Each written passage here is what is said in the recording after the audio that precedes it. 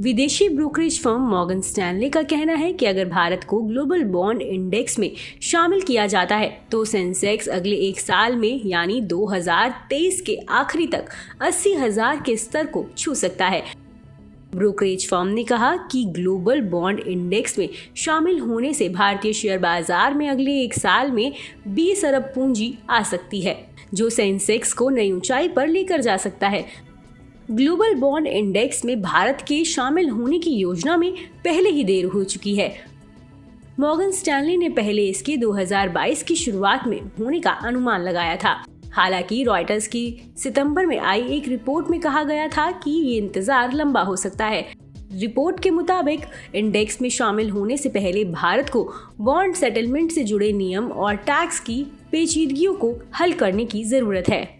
Morgan Stanley के मुताबिक इसके अलावा कुछ अन्य चीजें भी सेंसेक्स को 80,000 तक पहुंचा सकती हैं। इनमें क्रूड ऑयल और फर्टिलाइजर्स की कीमतों में तेजी से गिरावट और फाइनेंशियल ईयर 2022 से 2025 के दौरान कंपनियों की कमाई में सालाना 25% की दर से बढ़ोतरी शामिल है।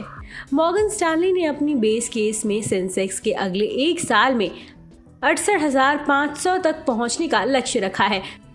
बेस केस में विदेशी ब्रोकरेज फर्म ने माना है कि रूस यूक्रेन जंग का वित्तीय असर 2023 तक कम हो जाएगा और अमेरिका मंदी की चपेट में नहीं जाएगा। साथ ही उसने कहा कि इस दौरान सरकारी नीति सहायक बनी रहनी चाहिए। मॉर्गन स्टैनली के India equity strategist rhythm Desai को उम्मीद है कि अगले 4 सालों में जीडीपी में प्रॉफिट का हिस्सा बढ़कर 8% पर पहुंच जाएगा, जो अभी 4% के करीब है, जो शेयर बाजार की कंपनियों की कमाई के 20 से 25 की CAGR से बढ़ने के संकेत देती है।